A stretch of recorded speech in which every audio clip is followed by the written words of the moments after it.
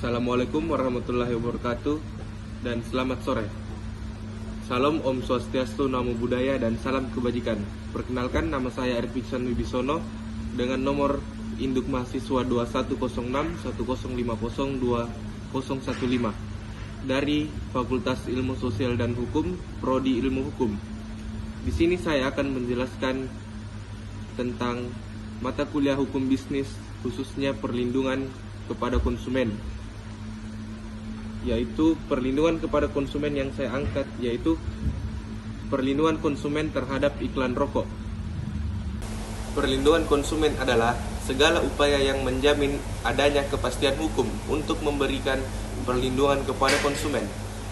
Konsumen adalah setiap orang pemakai barang dan atau jasa yang tersedia dalam masyarakat, baik bagi kepentingan diri sendiri, keluarga, orang lain, maupun makhluk hidup lain, dan tidak untuk diperdagangkan.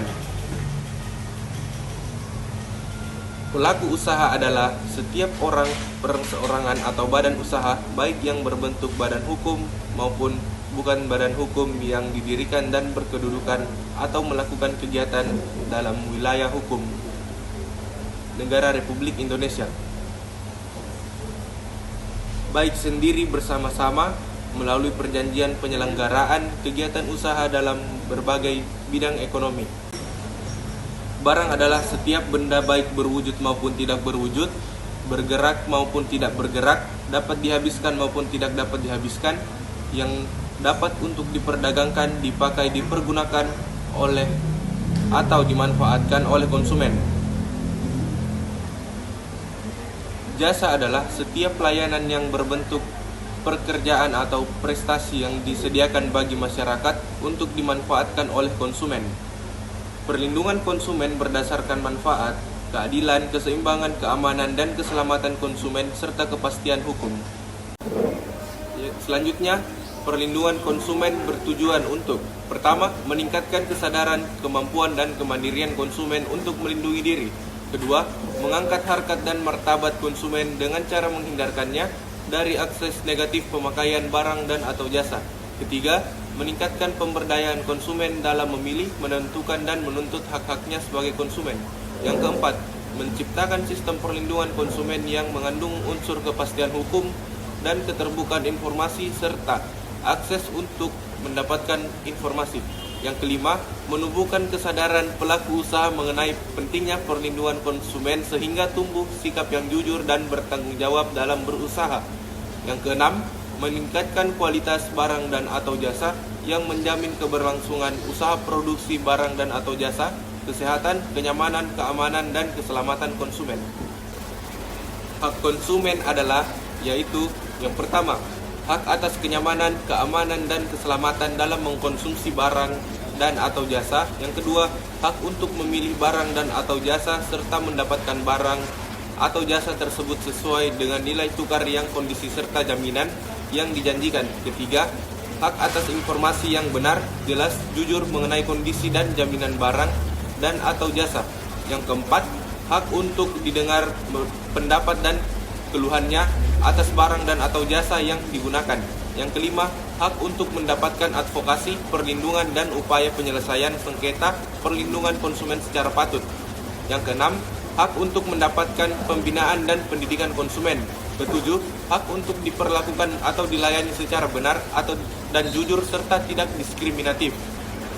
Yang kedelapan, hak untuk mendapatkan kompensasi ganti rugi dan atau penggantian apabila barang dan atau jasa yang diterima tidak sesuai dengan perjanjian atau tidak sebagaimana mestinya. Yang kesembilan, hak-hak yang diatur dalam ketentuan peraturan perundang-undangan lainnya.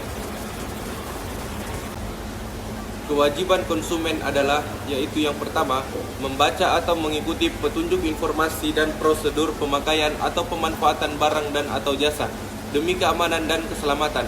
Yang kedua, beritikat baik dalam melakukan transaksi pembelian barang dan atau jasa. Yang ketiga, membayar sesuai dengan nilai tukar yang disepakati. Yang keempat, mengikuti upaya penyelesaian hukum sengketa perlindungan konsumen secara patut. Alasan mengapa konsumen membutuhkan perlindungan hukum, yaitu asas perlindungan konsumen diatur dalam Pasal 2 Undang-Undang PK Nomor 8 Tahun 1999, yang mana asas perlindungan konsumen tersebut bertujuan untuk menciptakan rasa aman bagi para konsumen dalam memenuhi kebutuhan hidup. Terkait kebutuhan perlindungan konsumen juga harus bersifat adil dan tidak memberatkan salah satu pihak. Berikut macam-macam mengenai asas perlindungan konsumen. Yang pertama, asas keadilan. Yang kedua, asas manfaat. Yang ketiga, asas keamanan dan keselamatan. Yang keempat, asas kepastian hukum. Dan yang kelima, asas keseimbangan. Negara membuat perlindungan hak konsumen dengan dibikinnya Undang-Undang Republik Indonesia Nomor 8 Tahun 1999 mengenai perlindungan konsumen. Di dalamnya tidak cuma mengenai hak dan kewajiban customer, mengenai hak dan kewajiban produsen. Di samping itu, perlindungan hukum pada customer juga ada di dalam undang-undang tersebut. Untuk kasus perlindungan konsumen terhadap iklan rokok, studi kasus PT Djarum Kudus dan PT HM Sampurna Tbk. Di ruang sidang Pengadilan Negeri Jakarta Selatan, diputar rekaman video iklan rokok yang dianggap melanggar ketentuan mengenai iklan rokok. Rekaman itu merupakan barang bukti yang diajukan oleh tim advokasi hukum korban iklan rokok. Dalam gugatannya terhadap PT Djarum Kudus Tbk dan PT HM Sampurna Tbk, selain dua perusahaan rokok itu, juga digugat dua stasiun TV dan dua media cetak, yaitu RCTI dan SCTV, serta majalah mingguan Gatra dan Koran Bisnis Indonesia. Sementara rumah produksi iklan yang digugat adalah PT Perada Suara Production, PT Citra Lintas Indonesia, dan PT Metro Perdana Indonesia Advertising. Dalam persidangan, penggugat memutarkan rekaman video penayangan iklan rokok di RCTI dan SCTV. Menurut penggugat, iklan rokok yang diputar sebagai bukti tersebut adalah iklan rokok yang melanggar PP nomor 81 tahun 1999. Pasalnya, iklan rokok tersebut telah menampilkan bungkus rokok dan penayangan iklannya.